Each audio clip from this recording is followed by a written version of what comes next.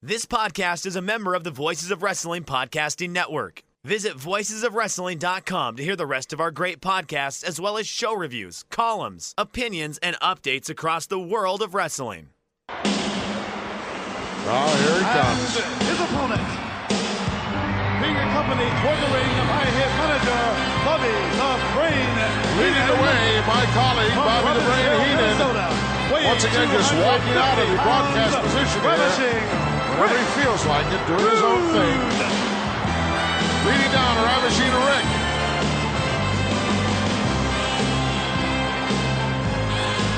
Seems to have a lot of followers here in Louisville.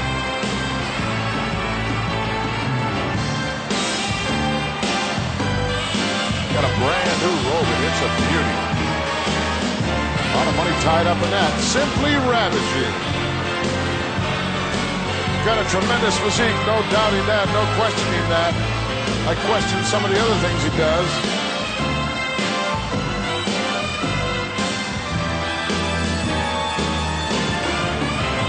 She's all excited. Lower the music. Oh. Got that telephoto lens. What I'd like to have right now is for all you fat, ugly Louisville losers. Can't talk about Heenan like that. Keep the noise down while I take my robe off and show the ladies the sexiest man alive. Hit the music. I'm sure a lot of people would beg to differ with him on that particular subject, but there it is. He's cut up, no question about that. She thinks so as well.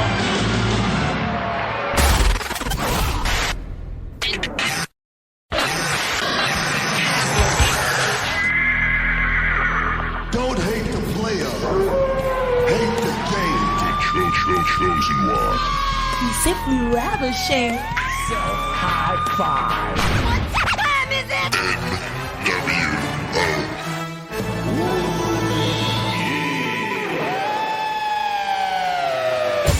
You're listening to Music of the Mat on the Voices of Wrestling Podcast Network. Hello, and welcome to Music of the Mat, the podcast devoted exclusively to the music of pro wrestling. It's all part of the Voices of Wrestling Podcast Network. I'm your host, Andrew Rich. This is episode 103, and it's about the themes of Ravishing Rick Rude. And I'm joined today for the first time by this man. He's a contributor from Voices of Wrestling. It's Liam Byrne. Hello, Liam. Hi, happy to be here. Looking forward to exploring and talking about the music of Rick Rude. Big fan of him. He was sort of a wrestler from my childhood. So should be exciting times. Yeah, I'm glad you're on here. Definitely. Congrats on the new baby, by the way. Oh, thank you. Papa Liam over here. Is this your first kid or what? I had a child when I was 16. I'm now 34, so therefore it's my second child, but very different, very different circumstances. I've been married to my wife for 6 years now, and this is our first child together. So he is 12 weeks tomorrow, so still very young. It just means that basically sleep deprivation is a genuine thing that happens, and I occasionally will launch into a story and my brain is not working as fast as my lips are, so you sort of lose track of where you're going. But yeah, it's enjoyable, it's fun, it's lovely. Yeah, well, again, congrats. It seems like, the VOW Dad Club is just growing all the time. All these new babies popping up. We're establishing the next generation of jaded wrestling fans, I guess. Yeah, my hope was basically it's been hard to sort of keep up with doing the reviews and the articles that I do. My hope was basically that I might be able to sort of get him into wrestling quite soon, so therefore he can just watch the 80s wrestling I'm watching as I go along, basically. Yeah, maybe let him take over for you sometime. Have him write the articles for you. See what happens there. It's not a bad idea. Since it's your first time on the show here, Liam, I'll ask you this. How did you become a wrestling fan? I don't remember a time when I didn't have some interest in wrestling, although I have no idea where it came from. I just remember having VHS tapes. I remember having toys. As I said, I'm 34, so you're looking at maybe sort of the last 30 years or so. I do. I'm from the UK, so we had probably quite limited access to different promotions and TV shows. So my first kind of real knowledge of watching on TV was as either on ITV when they used to show WCW. So I watched a bit of that when I was younger. But also actually was Eurosport used to show British commentary over the top of New Japan Wrestling. So when I was younger, I sort of really, I fell in love with like Jushin Liger and Shinya Hashimoto, but I also had a weird sort of fascination with Tony Khan, like Ludwig Borger, because apparently he was quite good at that time. Therefore, he got quite a lot of promotion in the English sort of version of New Japan, basically. Wow, yeah, similar to me, actually. I mentioned before on the show that my intro to Japanese wrestling was a local TV show that did English commentary over Japanese wrestling matches. American guys, of course, but still, pretty cool that are, similar roots in Japanese wrestling there, Liam. Yeah, I think I went back and had a little look at some of the episodes, and what was being promoted as like the thing to watch was just very, very it was miles away from actually who were the big wrestlers at that time. It seemed, apart from, as I said, Jushin Liger and Shinya Hashimoto got quite a lot of time. So it was a weird window into promotion for a different audience. Mm-hmm. And has music played a big part in your fandom at all? One of the things I had to think about when you invited me on, I think it has, but not consciously. Like, it's so important to what creates an interesting and good. Most of the best wrestlers that you enjoy as you grow up, it's something about the gimmick. It's about the way they wrestle, but also sort of encapsulated within that is the music. And whilst I maybe I had my favorite themes, I didn't necessarily overthink that.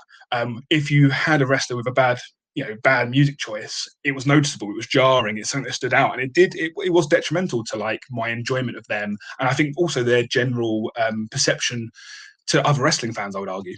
Yeah, I mean, that's the thing that this show has proven time and time again. It's that, you can be a great wrestler, a great talker, but if you don't have good theme music, it can be maybe not damaging overall per se, but perhaps a real letdown. Whereas you can be a mediocre wrestler, a mediocre talker, but if you got a banger entrance theme, it won't be a fix-all, but it can certainly help you a little bit in terms of perception with some people, at least in that one regard anyway. Yeah, it gets you part of the way there already, doesn't it? And that's the thing. Like, if you're pumping up the crowd, or they're amped to see you, or you have like a refrain or a moment within a song that people want to hear, you've got them on board already. And obviously, you can go a long way to losing them in the course of your match and your character. But you've done half the battle almost at that point. Right. Well, today, Liam, as I said, we are looking at the themes of the late, great, ravishing Rick Rude. And the reason why we're doing Rick Rude's themes now is because on the last episode, I did some romantic, sexy themes with Stephanie Chase. And when I was preparing for that episode, the first guy I thought of naturally was Rick Rude. The problem, though, is that Rick Rude has had just a bunch of sexy romantic themes in his career, as this episode will attest to. So, I was going back and forth. Do I pick this one? Do I pick that one? And then I figured, you know what? Let's just make it easier. Leave Rick Rude out of the romantic themes episode and do a separate episode that's just about him. And here we are, Liam. Yeah, I mean, music's so central to like, especially to what he would become in the WWF. I think it's kind of quite good that you have isolated him because it was his character was all about not just, I mean, he can wrestle of course, but like the look, the physique, the attire, the music, it was all so much a part of what made him so good to watch at that time. Yeah, and the reason I picked you, Liam, for this is because from what I know about you, your articles on VOW, your specialty is talking about older wrestling, wrestling from the territory days, 80s, 90s, and that was obviously Rick Rude's heyday. And you actually wrote an article for VOW about Rick Rude where he did like a brief face turn in Memphis back in the day that unsurprisingly did not work because he had just spent all his time being this, horrible, gigantic asshole heel and being abusive towards his valet Angel. So it was quite the head scratcher there, Liam. Yeah, it was one of those ones where people always talk about like, oh, career heels or career faces and like who's done that. And most people sort of do move around, and Rude often gets like tarred, but like gets kind of labelled as like a career heel. And it's interesting that actually at the start, especially he started in Mid-South as a kind of a jobber to the stars, and he was kind of a de facto face there. And then he went to Memphis and was, as you said, an arrogant heel, a darker character in some ways than what he'd become, because there was his treatment of his valet was particularly bad. There was an angle about him potentially physically abusing her, that sort of stuff. And then towards the end of his run, they just decided that they'd give him, and it was about 3 weeks only, they gave him a face run, and it just never worked. It never, you've built up this person as a horrible person, and then you're like, oh no, cheer for them for a few weeks. And to be fair, before he left, they turned him heel before he left, because they were like, it's just not working. We can get one more match probably out of Lawler and him, and then we'll leave it there, kind of thing. Yeah, as someone who never saw that, and as someone who has only known about Rick Rude after his death, it is hard for me to picture him as a good guy at all, because the whole Ravishing gimmick and his character traits and all his classic moments, like, they all tie into him being a heel. This vain, arrogant, macho guy who rubs his good looks in your face and insults the crowd and cheats and all that stuff. Like, his name is Rick Rude, for God's sake, okay? Like, it's in the name right there. He can't be a good guy at all, no way. And as well, it's hard to picture him as a face because he was just so good at being bad. He was a great bad guy, in addition to being a really good wrestler. But I think Rude is, like you said, one of those guys where he was good in the ring, but the character stuff, his personality, that always comes first in people's minds, at least to me, Liam. Yeah, no, I agree. It's the character was, as I said, a darker take perhaps on the Rick Rude character because of the sort of the valet stuff. But basically, it wasn't a million miles away from the character he would have in WCC, in World Class, in JCP, in WWF, in WCW in 1990. So he was kind of fully formed already. So if you imagine that sort of fully formed character and wanting people to cheer for it, it's never going to work. Right. And the great irony is that for someone whose name is Rick Rude, both in wrestling and in real life, his real name is Rick Rude, R-O-O-D, he was actually a really devoted family man who just loved his wife and kids so much and would do anything for them, which just goes to show how good he was at portraying this character that was, by all accounts, so different than who he was, Liam. Yeah, it's one of those things, like, you say it. Yeah, I think I read this online, so I'm assuming this is correct. But if I remember rightly, he used to wrestle with his wedding ring on still, but he used to tape it up, so like, so he didn't get caught or lose it. But like, obviously, he was so in love with his wife that he didn't want to take it off even when he's wrestling, which is it's so funny because he is so good at what he does. You'd imagine maybe he was that sort of person, but obviously, clearly not. Yeah, I heard that he was also like a legit badass too, like just a real honest to goodness tough guy as well, which is cool. Also, huge pothead apparently. He loved the ganja, did Rick Rude. I think Stone Cold once said that he would roll blunts as big as cigars. That's a lot of weed, Liam. It does sound like it. Not something I'd ever heard, actually. But yeah, I mean, it might make sense, to be fair, to sort of calm you down if you're someone who's on the road so much, and kind of, and almost explain away perhaps some of his more, not say positive traits, but like, it's a high pressure, high tension situation to be a wrestler. So yeah, no, fair play. Do what you got to do to keep you going, I guess. Yeah. So let's get to these themes here, and we'll do something similar that we did on the Big Show episode from last month, where we'll cover the main themes of Rude's career, the ones that people know best, but some of the lesser-known ones, or the ones that aren't as important overall, we'll still mention those, but at a glance, Liam. Okay, that sounds good to me. So Rick Rude started his career in 1982. He wrestled for Mid-Atlantic, Continental, Jim Crockett, CWF. He became Ravishing Rick Rude in 1984 with managers like Jimmy Hart and Percy Pringle III, but it wasn't until 1985 in World Class when he got his first theme song, and he would have this theme in World Class, Crockett, and the very early days of his WWF run. It's by Sade off the album Diamond Life. This is Smooth Operator.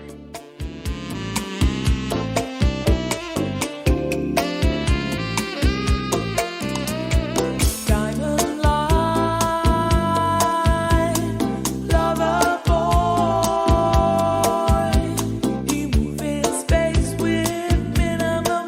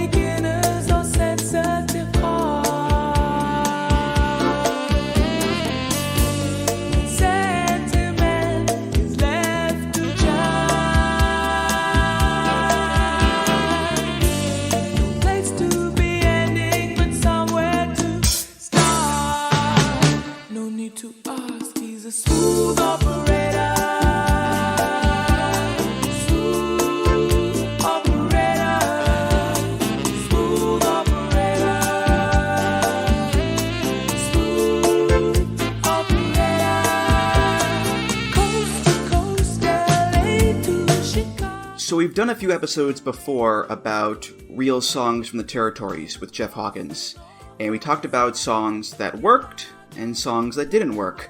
This song, I think, undoubtedly works. I mean, this is a smooth, jazzy, soulful number with the saxophone, the keyboards, the bongos. It's about a devious lover, this smooth operator with girls from coast to coast, and he melts all your memories and change into gold. His eyes are like angels, his heart is cold. That's Rick Rude to a T, this sexy romantic bad guy. So this song, it just works so well for Rick Rude, especially, as you mentioned, Liam, since they toned down the more abusive side of the character. Yeah, no, I agree. So it's a perfect choice for a heel, I think, at this time. Because for me, and again, it might be me just sort of forgetting some of the more obvious choices in some ways, but the real music given to people in the territory days tended to be face wrestlers getting often, rock songs that were there to pump the crowd up and get people behind them. So to have, firstly, a guy who's a heel, but also, clearly not a rock tune. It's very, very soulful, very, very kind of silky and appealing. But obviously, with that, so the lyrics that are kind of sell the idea of him being this malevolent kind of lover. It's brilliant. It's designed to get under your skin. Like when it comes on, and then Rick Rude comes out, and he has the look and the physique, and he hadn't yet got to the point where he was maybe on the mic so much saying how good he was. I say that in Memphis, he did do a bit of the sort of telling people how ugly and fat they were, but it's all designed to build to this thing where you want him to get beaten, not even get beaten, mainly to get a punch in the face, I think, to be fair. Yeah, what's great about it is it doesn't just fit the character so well, but yeah, it also stands out amongst other themes of the time period. Think of the iconic theme songs of the era. It's Iron Man, it's Born in the USA, Hot Stuff, Eye of the Tiger, Freebird, and so on. Not all of them, but most of them are these rock anthems, these high energy, pop, metal, power songs, oomph. Not this. This is soft, it's relaxing, it's lovely. Not a lot of urgency to it either, so it's quite unique in that sense as both a heel theme and a theme in and of itself, Liam.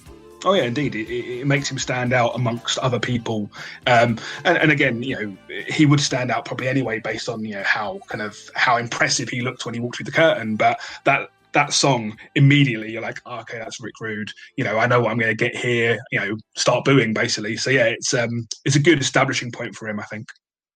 Yeah, it establishes not just the Ravishing character, of course, for so much of his career, but it also, I think, lays the foundation for many of his other theme songs. The saxophone, the female vocals, the sexual overtones, the raunchy overtones, all those elements will be featured in later themes in some form or fashion. The tempo may be different, the style may be different, but none of the other songs that we'll cover in depth here are these crazy radical departures from this one, Liam. Yeah, it's one of those ones I would say there are songs, like this started off on a trend and it works really well. But sometimes what you have, I'd say, in the 80s, in particular with the guys who had the real music, their best song was the real song they had, and then everything else was like a bit of a pale kind of comparison. I would say that Rude's music got better, and it did, when they moved away from this, it actually was for his benefit, which is not always the case. Right. Plus, when he used it in World Class, it had this female intro stinger. Oh, Ricky, you're simply ravishing. Where did you come from? Which is not only a great stinger, but some foreshadowing to his Simply Ravishing theme later on as well. So, in the summer of '87, Rude joined the WWF as the newest member of the Heenan family. He used Smooth Operator very early on, but in October, he got his first real proper WWF theme. It's by Jim Johnston, and it's called Ravishing.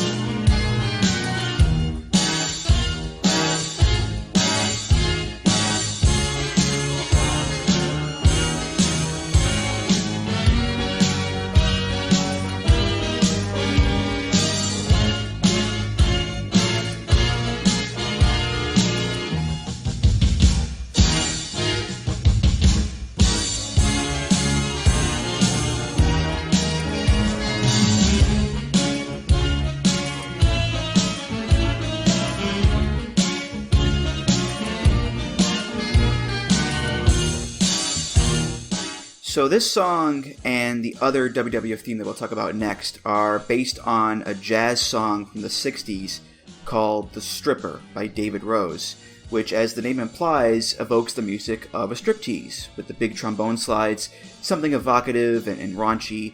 And for Rick Rude, that's a great song to base a theme off of, because the classic Rick Rude entrance was, of course, him coming out with the robe on and doing the whole, you know, what I'd like to have right now is for all you fat, out-of-shape sweathogs, keep the noise down while I take my robe off and show the ladies what a real man looks like. Hit the music.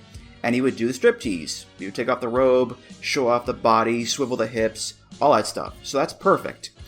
The actual theme, though, I don't know. I'm not a big fan of this one. It does sound romantic and strippy and all that in a way, but it's also a bit, I don't know, antiquated and a little too, like, carnival fair-ish, Liam. But what about you? What do you think? Yeah, it's an interesting one. I didn't realise, just to go back to the first song, I didn't realise that he actually carried it into the WWF at all. So like that there was a little bit of a crossover period. But as his first real theme in the WWF, I wasn't a huge fan. It kind of does its job. You know, it is.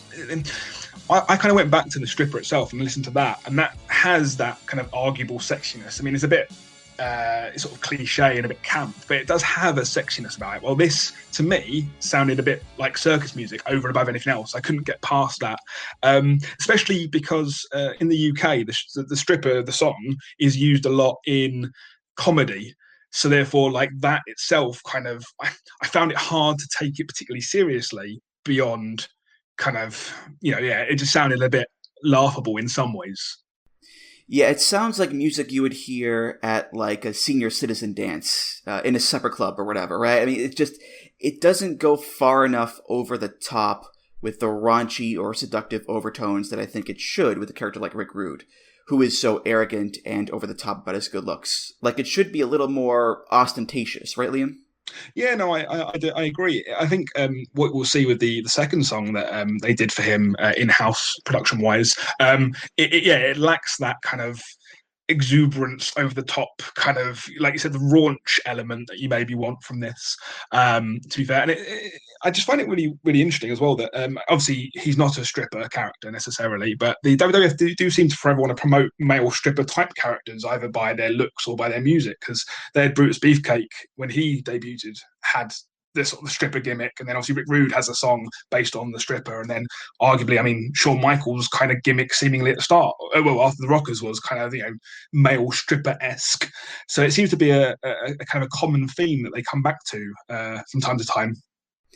Yeah, I mean, later on, Val Venus, who was a porn star, but he came out with a towel on and wiggling around all sexy and whatnot like a stripper does. Like, you know, the vain braggadocio, look at me, look how good I look character has been done a million times in wrestling. I know that, but the specific stripping aspect of it, you can definitely see Rick Rude as a real catalyst, at least in WWE, for those kind of gimmicks later on, that's for sure. I mean, he once did an actual strip dance on the Slammy Awards that one time, so, you know, there you go.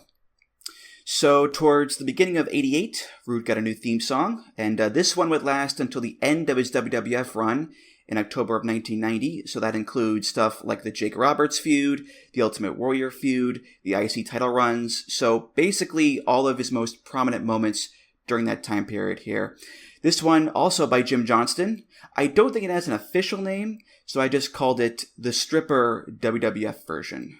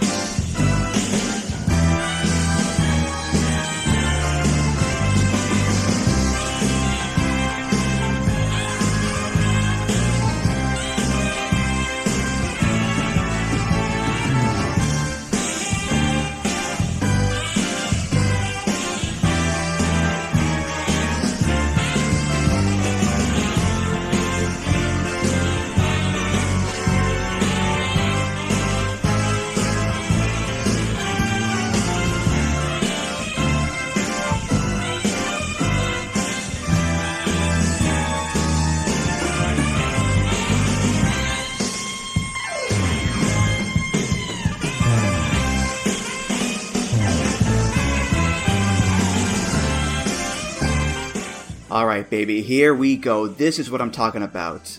Again, like with the previous song, you get the gist of the Rick Rude character. It's striptease music, it's sexy and romantic. You still have the dun, dun, dun, dun in there. But this cranks it up like 20 notches thanks to that just amazing saxophone that is just blaring nonstop. Oh, it is just so raunchy and vivacious and in your face and smacking you over the head with its sexy overtones. Like, this is a proper Rick Rude theme, Liam.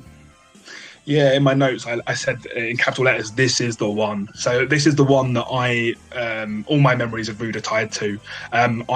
So when I was younger, as I said, I was watching wrestling. I had WWF VHSs, so I had WrestleMania 4 and WrestleMania 6 and a few others as well. So it's kind of around the time, that's the time frame of when he was in the promotion. So a lot of my memories of him as a wrestler kind of come from there.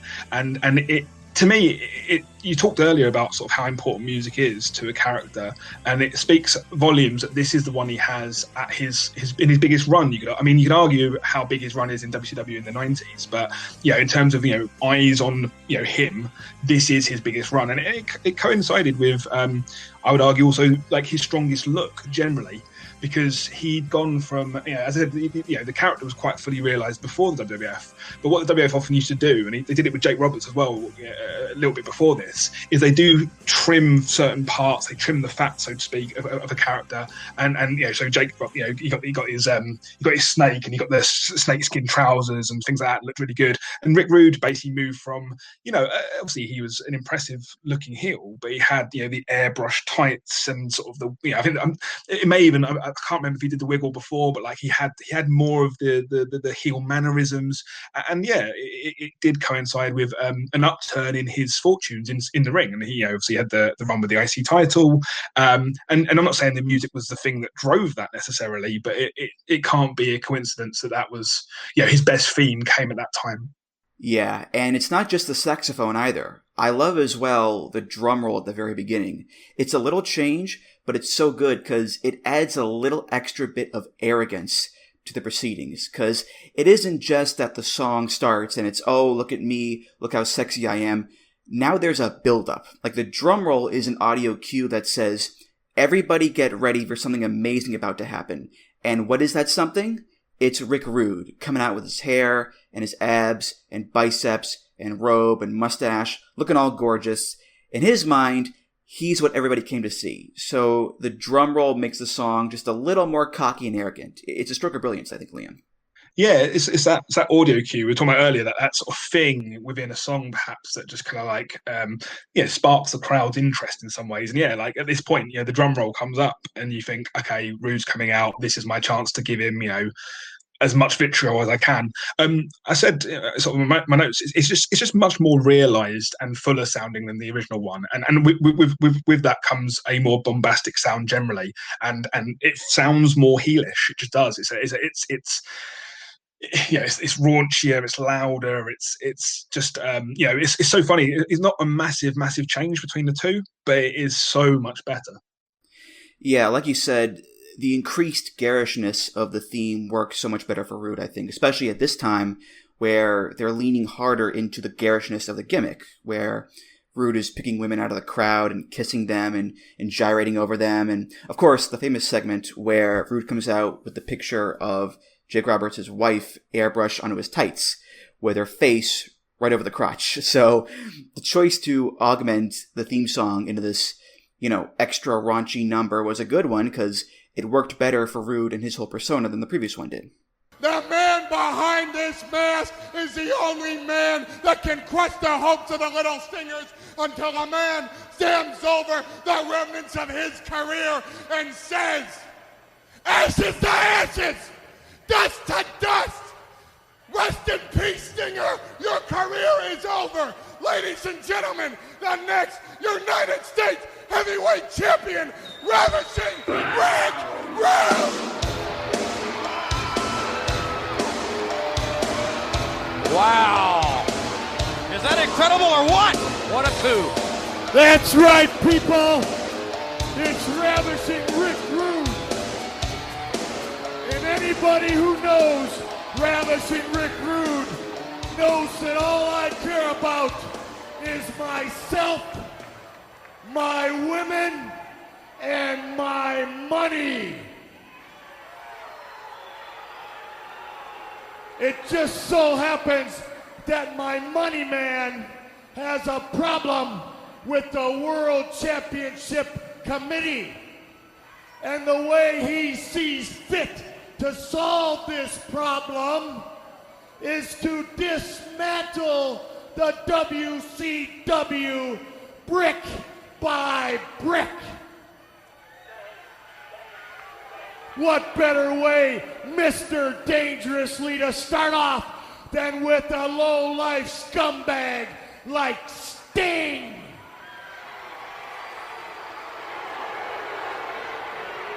You know, Mr. Dangerously, a couple of questions come to my mind, being that I never had the opportunity to stand face-to-face with the Stinger.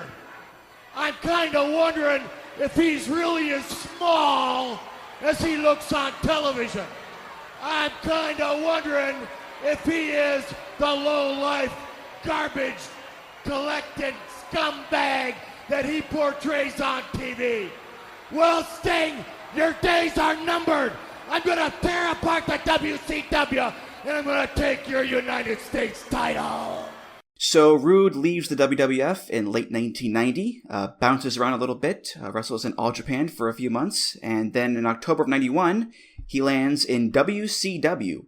But he wasn't brought in as Rick Rude initially. No, he was brought in at Halloween Havoc as the WCW Halloween Phantom, with the very appropriate theme song, Toccata and Fugue in D minor by Bach.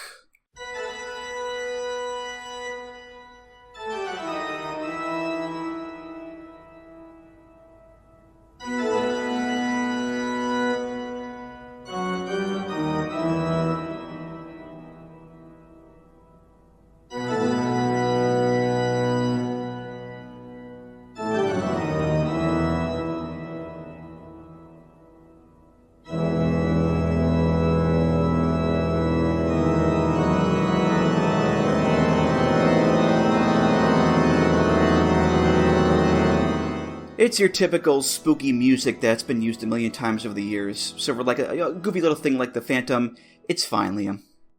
Yeah, I just when I had a little look at this, I'd read about the Halloween Phantom and the way they debuted him, and I went back and actually watched it because I'd never seen it before, and it's just such a strange way to debut a new person, especially someone, Rick Rude would have had name value at that time, and could have been someone you brought in a much more exciting way. Because if I remember rightly, it sort of as the show went on, Paulie Dangerously, Paul Heyman sort of just effectively got him to take his mask off and said, "Oh look, it's Rick Rude," and it just doesn't really make sense to me. But then WCW had some really weird booking choices at times, and that seems to be one of them. What I love about the whole thing is that the Phantom has the mask and the cape and the hat, and it's like, who is this mysterious man? And it could not be more obvious that it's Rick Rude. Like, you can see the mustache poking through the mask. You can see around his eyes, his mouth, and he wins his match with the Rude Awakening. Like, it's so blatantly him. And then, of course, afterwards, he unmasks as Rick Rude and joins the Dangerous Alliance. Wins the U.S. title soon afterwards, holds it for about 14 months.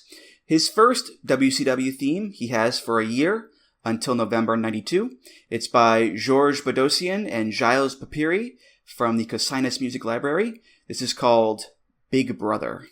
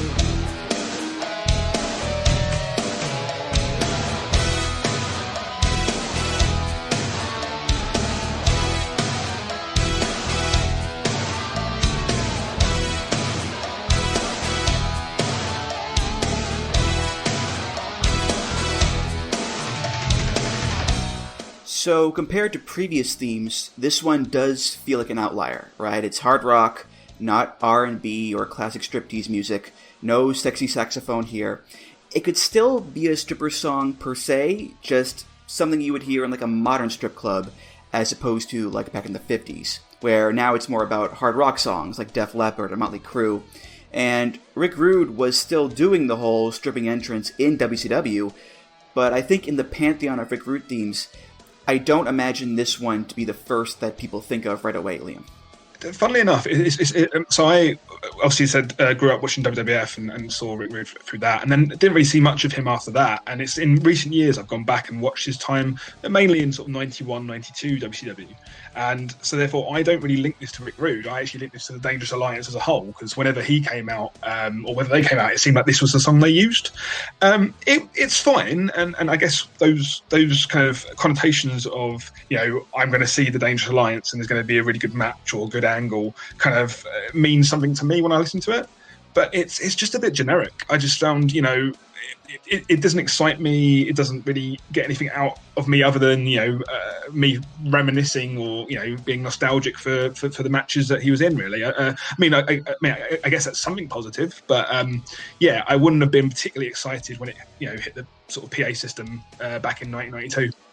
Well, this is actually based on a Janet Jackson song called Black Cat, which also has the growl at the beginning. And that song is about her warning her boyfriend to change his dangerous ways or things will end up badly. You're a rebel now, don't give a damn. Always carrying on with the gang. I'm trying to tell you, boy, it's a mistake. You won't realize till it's too late. So you can make some connections to Rude and the Dangerous Alliance, perhaps. He's a bad guy, it's his gang and all that, but if you don't know the context of that song, then it's lost on you, and this is just another generic rock theme. Yeah, I think he was still doing so. I went back to double check this because I mentioned when I looked at my notes basically that they have moved away from that overtly kind of stripper sexual nature of the song that you had in WWF. I did go and have a look, but he still did do the pre-match strip. He still did do the the talk on the microphone, everything else that went on. What I would say is that I do think WCW tried to present him more as a bit of a hard ass, kind of like he was more physically imposing and impressive, perhaps I felt, in the way he was presented. So maybe they were trying to weren't completely moving away from it, of course, because he was still kind of doing parts of it, but they were trying to sort of just sell him as this kind of quite a dangerous person more generally, of course. Yeah, I do kind of appreciate that they differentiated between WWF Rick Rude and WCW Rick Rude in this little way. It's a new company, a new chapter in his career. He's still the same guy, of course, same basic character, but he's got the short haircut now, a little more serious overall. So the breakaway from the classic striptease music into something that's a little bit different was, I think, on paper, a good move at least. Yeah, it's funny as well, because this, depending on how you sort of perceive the promotions, this is also a pretty significant run in his career, because he was effectively, as part of the Dangerous Alliance, at the top of the card for a long period of time. So it's an interesting kind of that it doesn't stand out more in some ways, or it isn't remembered as fondly, because he said it's probably his at least second best run of his career, and he was he was the linchpin of that group. And the group was, Dangerous Alliance as a stable was a great stable, but he was so fundamental to that, and his character, his work with Medusa, his work with Paulie Dangerously, his feud with Sting in particular, amongst it all, it carried the promotion to a really strong, at least definitely the first half of 1992. It sort of tailed off towards the end, to be fair. Yeah, he definitely had a lot more success in WCW, because he wasn't just US champion, he was also WCW International World Heavyweight Champion, which was this whole big thing that we just don't have time to get into, but he definitely had greater accolades in WCW than he had before, that's for sure. And his theme song during that time period, he got at the end of 92 until, the remainder of his in-ring career in May of 94. This theme is from the album WCW Slam Jam 1. It's by Jimmy Papa and the Grand Theft All-Star Band. This is Simply Ravishing. He's simply ravishing.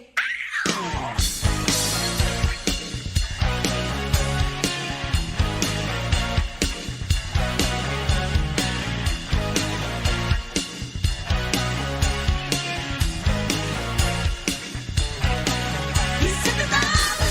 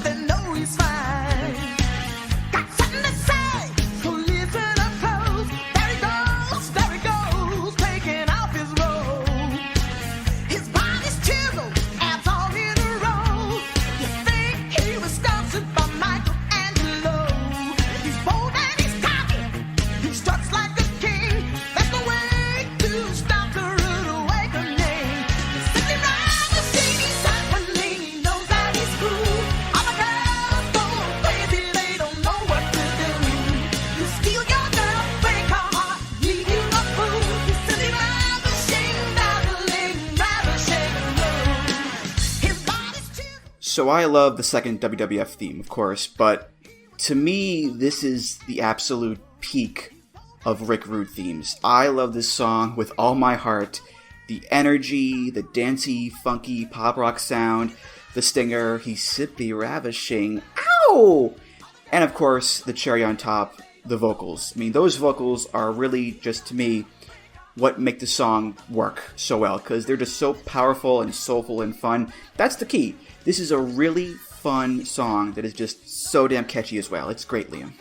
Yeah, I think my sort of problem, I guess, is that I'm tied so much to like the WWF version of Rick Rude, and that's kind of the one that I remember, and that music is so kind of it for me that I thought, this is undoubtedly a really catchy song, but I also found it, and it's maybe I was going to say a similar thing with the WCW one before, that they tended to go quite generic. And this isn't generic at all, but this to me is a bit cheesy.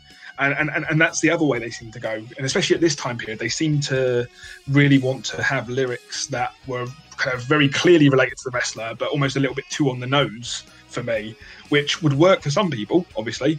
But just not for me personally. I mean, again, good song, but there are better ones for me. Yeah, the lyrics are definitely on the nose. They have all the references and character beats in there. The chiseled body, the girls going crazy, the bad boy attitude of stealing girls and breaking hearts. He's bold, he's cocky, he struts like a king. You've got the robe reference in there, you've got the Rude Awakening reference in there. All that just bravado and machismo and attitude all right there in the song. So, is it some deep, nuanced character study? No, of course not. It's very obvious and on the nose, but I think when the song is this good, it doesn't matter. And besides, the Slam Jam album, the entire album, every song is on the nose and obvious. Man Called Sting is the most, obvious Sting theme of all time. The Natural, Johnny B. Bad, those songs were all written to be as recognizable and distinguishable and detailed as possible for those wrestlers. And some of those songs are definitely better than others, I think, but to me, this is one of the great ones. So I give it 2 thumbs up all the way, Liam.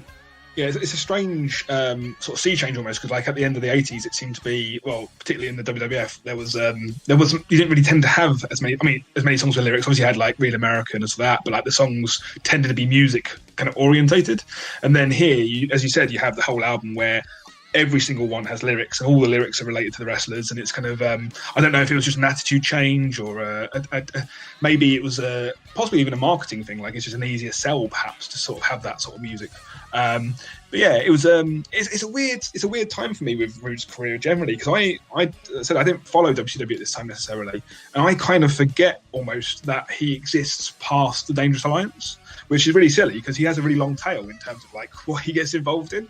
In my head, almost like the War Games happens, the Dangerous Alliance loses, they disband.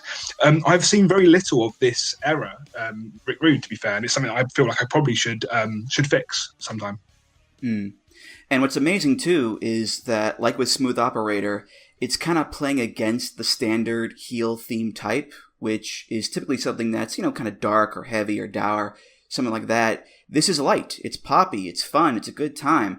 Compare this to other heel themes on the same album, like Mr. Bang Bang for Cactus Jack or the Jake the Snake theme, which are your more, standard hard rock songs. This stands out for sure in that context, Liam. Yeah, I was wondering, it's one of those weird things to say it, but almost like Rick Rude is always kind of a cool heel, and a heel that, as much as you wanted to hate him, he was I say easy to like. He was someone you could like, and you could be impressed by someone. You can look at him and be like, oh, actually, what, fair play. He is ripped and he can wrestle and he can back up what he's saying. So possibly maybe that's playing into that, the idea that it's not designed to get under your skin in the same way that perhaps Smooth Operator right at the start was. Because it's he was the heel you kind of loved to hate as much as anything else. Yeah, I just wish I knew who the singer was, because I've tried looking around, and any credits I find for the album, they don't list who she is. There is actually footage out there of like behind the scenes making the album where it's her in the studio singing the song. I believe on Twitter it's the Wrestling Collector at WCollector87. And it's amazing, but I just have no idea who she is. So on the slim chance she's listening, ma'am, if you're out there, let us know who you are, please.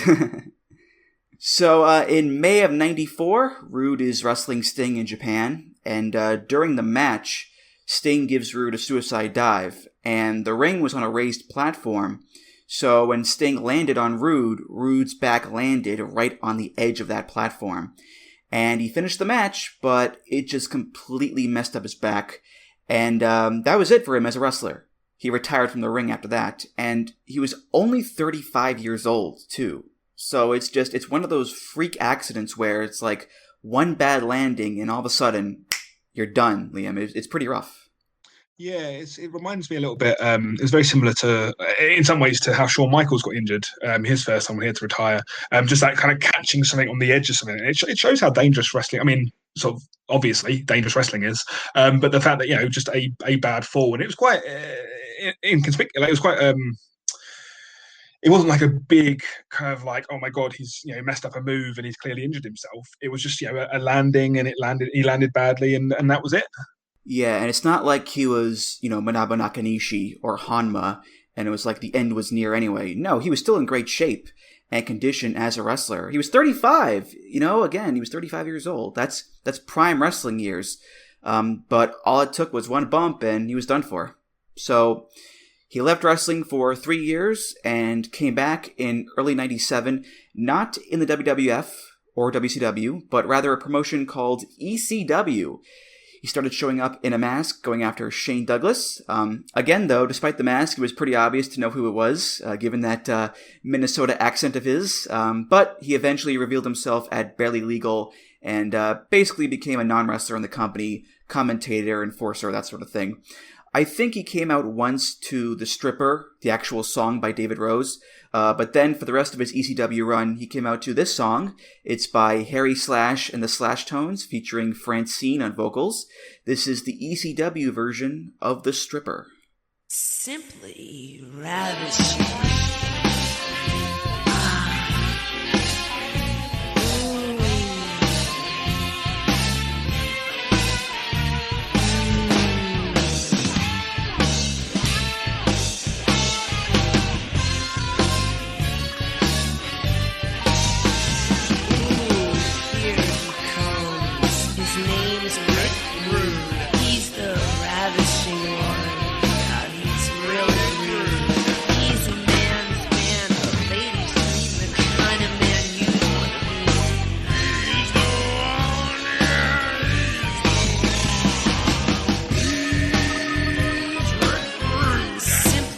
Ravishing. Now that's a real man. He's so. If Simply Ravishing was the peak of Rick Rude themes, this might be the nadir. If I could describe this song in one word, it would be disgusting, because this is a pretty gross-sounding song. Not because of the content, because, Francine does the vocals with Harry Slash, and they're not saying anything like crass or explicit, but just the production quality and Harry Slash's raspy vocals. He's the one, yeah, he's the one. It's not a pretty song at all. It's like a song from a daytime strip club, Liam. It's pretty gross. Yeah, you said about describing it in a word. I described it in a sound. It was oof. It wasn't very good. I hated every second of it, to be fair. As you said, the voiceovers in particular, and Harry Slash's part. I mean, considering you're going, I guess, still for sexy and kind of impressive to look at, and all those things, and raunchy, his vocals really aren't that. They are actively a deterrent, I would argue. If I can play devil's advocate, though, first of all, it's the stripper, which has been part of Rude's character in the past, so it's at least keeping in line with that. And it's definitely keeping in line with the spirit of ECW, because ECW should not have the nice, clean, safe production. It should be gritty and grimy and rough. It should be DIY, just like ECW was as a whole. So I can't call it an objectively good song by any stretch, but it does fit ECW and it does fit Rick Rude. Certainly this part of his career, because Rick Rude in ECW was a little bit naughtier and raunchier than normal. There's a clip of him where he picks up Francine and he's holding her upside down with his face right in her ass crack for like 30 seconds, which Nowadays, a tad problematic, I'd say, but you know what? That was ECW, Liam. It was wild. Yeah, I did sort of make a note that it was very ECW to basically rip off a song wholesale. Like they had, they didn't tend to worry too much about like licensing rights and stuff like that. Because obviously you had like people like Sandman coming down to End of Sandman. But I do remember there being a CD released, if I remember rightly, of music, and it was a lot of those songs that they were using re-recorded generally by Harry Slash and other people. So yeah, it did feel very them to sort of take the WWF kind of song and make it dirtier, make it kind of grimier in ways. But yeah, I mean, you can sort of support that in some ways, but it just did not work for me at all. But I guess again, he's a heel, and you're supposed to dislike him in some ways. So maybe again they're going for that thing of like, rather than giving something that kind of people can enjoy and like, perhaps they're trying to emphasize the heelish nature of him, to give them their due, perhaps. Mm-hmm. Well, I believe initially he was a face in ECW, going after Shane Douglas. Oh yeah, of course. Sorry.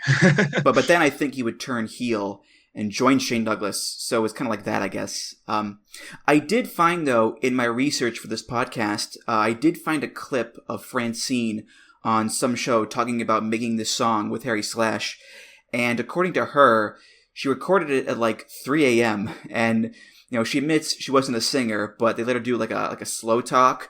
He's simply ravishing. His name's Rick Rude, which is a fine job by her, I guess, Liam.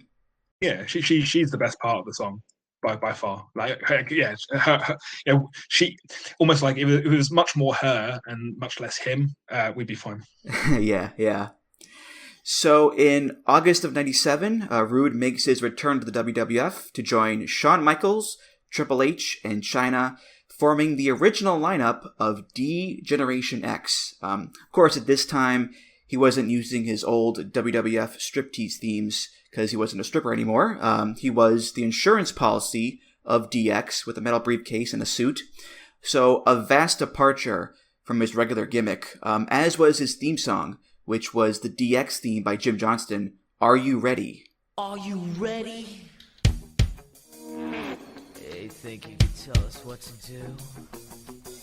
You think you could tell us what to wear? You think that you're better? Well, you better get ready. Bow to the masters. Break it down!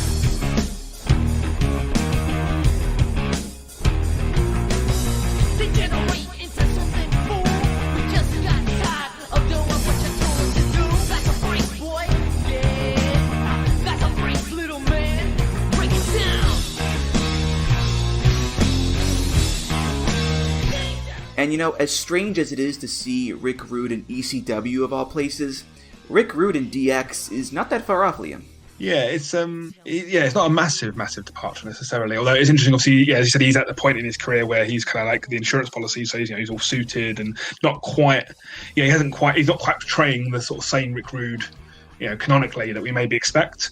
It's interesting though, because it's to me it's one of the best themes that is associated with him. But I so loosely remember him being part of DX, because even though the first DX was probably the best one when it comes to like being kind of interesting and engaging, my kind of memories of DX come when Triple H took over and they kind of expanded, and that was kind of the time that I was most paying attention to. So I won't say I forget that Rude was there, but it's just funny that he's a very, even though he was obviously a big deal when it came to sort of jumping between WWF and WCW at that time, like he was a small part of that in my head, it seems. Yeah, he was only there for like a few months, and by the end of the year he was already gone. So it is, I think, easy to forget that he was even in the group at all, because he wasn't there for that long. And so much of the focus and historical narrative nowadays has been on like Shawn Michaels and Triple H and Chyna, X-Pac, the New Age Outlaws, that, Rude's become kind of like a lost member of DX in a way. But again, he wasn't meant to be the main focus. He was meant to be the insurance policy, a backup guy. So I don't really blame people either for forgetting about him in DX. And speaking of stables, you mentioned this, Liam, as we wrap up the episode here with the tail end of Rude's career.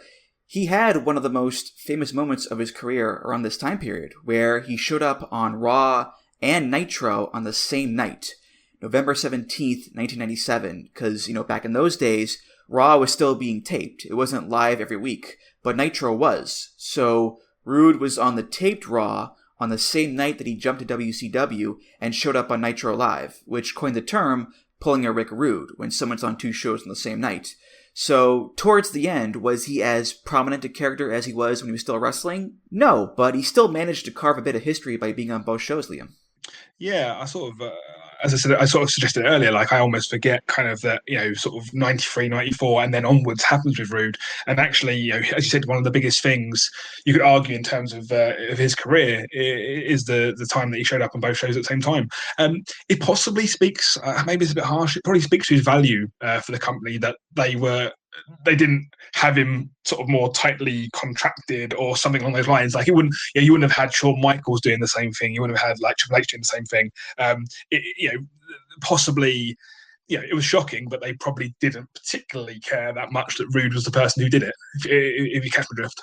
Yeah, it's definitely a sign of the times, I think, because nowadays I can't even imagine WWE letting someone just go ahead and do that again. So. Reminds me a little bit, I don't know if you're a football fan, like a soccer fan, I guess, but there was a thing called the Bosman ruling, which basically was when your contract ran out, you could be negotiated without a transfer fee. And Bosman himself wasn't a particularly big name footballer, but what he then created was that lots of big name footballers were then going to other clubs for no transfer fee. So almost like Rude going along and doing that. Whilst I'm not saying he wasn't a big deal, he was a big deal, but like it opened the door perhaps for other big moves to happen along the way as the Monday Night War kind of continued. Right. And like many wrestlers who jumped from WWF to WCW, Rude joined the NWO. He was like a manager for Kurt Hennig. And of course he used the NWO theme, Rockhouse, by Frank Shelley.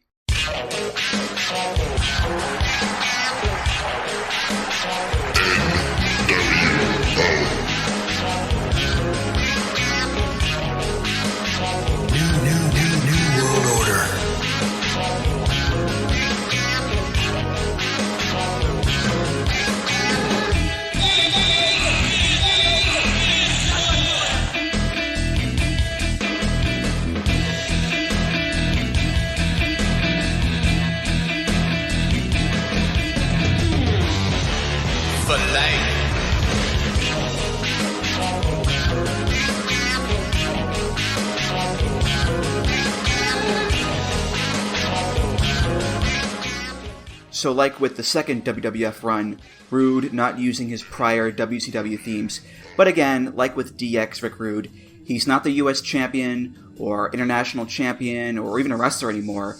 He's just part of the NWO. He's part of that collective. So no shock that he just used the NWO theme here, Liam. Yeah, I mean, again, a bit like the DX theme, like it's one of the best themes that's attached to him in some ways. Like it's a great theme, but he is so tangentially kind of involved in it in some ways that it's kind of it's like I forget a little bit, or not forget, but I wouldn't necessarily associate the music with him because it's the music of the NWO, and he whilst by no means the most egregious choice, like he is a sign of the bloat that would happen within that as they kind of took on everyone and the cleaner and the caretaker. Yeah, and he was there until April of '99. That's when he left WCW. And sadly, I mean, just a few weeks later, he died. He died of heart failure at the age of 40, which is just, it's so sad.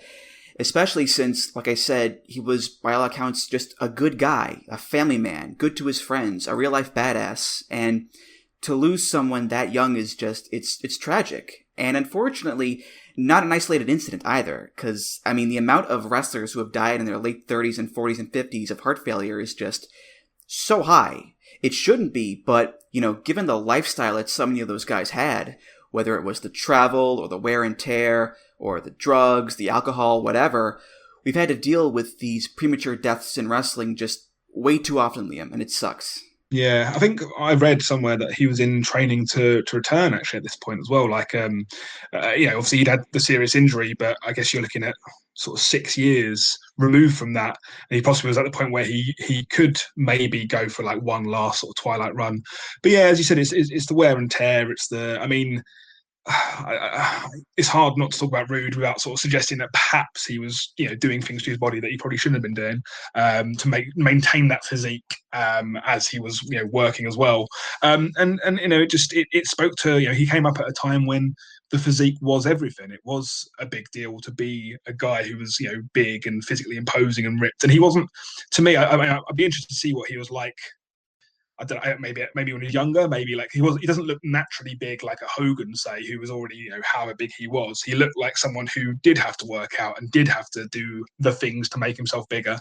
And yeah, it's the lifestyle he chose and ultimately seemingly, caught up with him at the end. Yeah, I think I read that he did do steroids, but he was also like a crazy workout guy too. Like he was rigorous in the gym. So it was like a combination of both, how he got and maintained that body, which is no big shock, I think. But, and as far as the comeback goes, I mean, it's pro wrestling. Guys retire and come back all the time.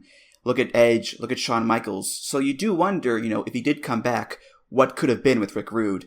Maybe he wouldn't have had a super long run or been a top guy or whatever. I don't know. But you think of all that experience and all that knowledge and what he could have done with the younger generation. I mean, it's awful to think what was lost with him, Liam. Well, he ended up in the NWO, like you said. But another example of someone who had a similar career path was Mr. Perfect, Kurt Hennig, because he retired due to injury, of course, and then got to the point where he was able to step back in the ring. So it is a shame because, as you said, sort of 35 is when he retired, which is no age at all. 40 to die is no age at all. And there are wrestlers who are, I mean, using the examples before, like people like Edge and that, who are wrestling way into their 40s now and way into their 50s in certain places. So it's I'm not saying as you said, not saying he'd have gone on to be necessarily back to his best, but he'd have been able to offer something in terms of stick him in a tag team with someone who's maybe a rookie or learning, and then the sort of the knowledge he had would be invaluable, really. Yeah, I think if there is a silver lining though, it's that despite dying so young and having what is, relatively speaking, a short in-ring career compared to most others, he still managed to have a really memorable career and a memorable run, and really forge an enduring and beloved character that is looked back on to this day just so fondly. And he had some pretty good entrance themes too, I'd say. So you know what, Rick Rude, he was gone too soon, but he left one hell of a mark, Liam. Yeah, I agree. I try not to be controversial about his in-ring work, but there is an argument that's made sometimes online that suggests that actually, if you look back at his work was good, but it wasn't great. But he is perceived as a great wrestler, primarily, I would argue, because of the look, the gimmick, and the music. Like it kind of, it's like you said at the start, it's that pushing someone onto that next level. Like his work was, definitely more than serviceable in the ring, but it was that sort of, he carried himself like a superstar, and they made him look like a superstar wherever he went, whether it was in WWF, WCW, and everywhere else he ended up, basically. Right. Well, I mean, if Bret Hart says that you're a great technical wrestler, that says a lot, I think. Was he the best of all time? No, I don't think so. But if you get plaudits for your wrestling from like Bret or Ricky Steamboat or whatever, then you're pretty damn good, I think. So, by the way, I recommend people check out on Twitter @RickRudeSells. It's an account dedicated solely to Rick Rude selling atomic drops and Manhattan drops. And it's hysterical. I mean, he sells it like his balls exploded, and he has this giant just pained look on his face, and he's hobbling around and showing the crowd. It's very funny, Liam. Rick Rude Sells. Yeah, it's one I do follow, I believe, and it's the reason the internet was created, to share things like that. Yeah. All right, well, that's going to do it for this episode of Music of the Mat. Thank you so much for listening, and Liam, thank you so much for being here. I know we had some scheduling snafus early on in the process, but we got it done, and it was a lot of fun, so thank you so much. Thank you for having me. I've really enjoyed it. Any plugs you want to give, go right ahead. So you can find me at Twitter at TV Time Limit, and also I write for Voices of Wrestling. So I've been doing the Wrestling Classic, which is looking at the Jeff Baldwin's top 180s matches that he put in the Observer in 1989, if I remember rightly. And also I've been writing about Eddie Gilbert, looking at his career because he was someone I was quite interested in that I'd never really followed when I was younger. I've written some books on Kindle, so therefore if you want to go to Amazon, have a look. The main one I would plug now is Bigger, Better, Badder, The Road to WrestleMania 3, which basically was me looking from WrestleMania 2, seeing where the WWF were then, and sort of basically monthly and sort of by feud and storyline, covering the year and just sort of seeing how they went from WrestleMania 2, which was a bit of a letdown, to WrestleMania 3, which was, the phenom that it was. Cool. And Music of the Mat is, of course, part of the Voices of Wrestling podcast network. Check out all the great podcasts on there at voicesofwrestling.com. Follow the show on Twitter at Music of the Mat. Follow me on Twitter at Andrew T. Rich. If you want to discuss this episode or other topics, you can do so at the VOW Discord. That's voicesofwrestling.com/Discord. If you want to donate to the show, you can do that. Just go to voicesofwrestling.com/donate and click the big donate button beneath the name Music of the Mat. If you donate, hey, thanks so much. You're awesome. And of course, rate, review, subscribe to the show on Apple Podcasts, Google Podcasts, Spotify, and many other places. Liam, thank you again, and I'll see you around. Cheers for having me. All right, for Liam Byrne, I'm Andrew Rich, and I'll see you next time on Music of the Mat. Take care, guys. Music of the Mat is intended for entertainment and information purposes only. The songs used throughout this show are property of their respective copyright holders.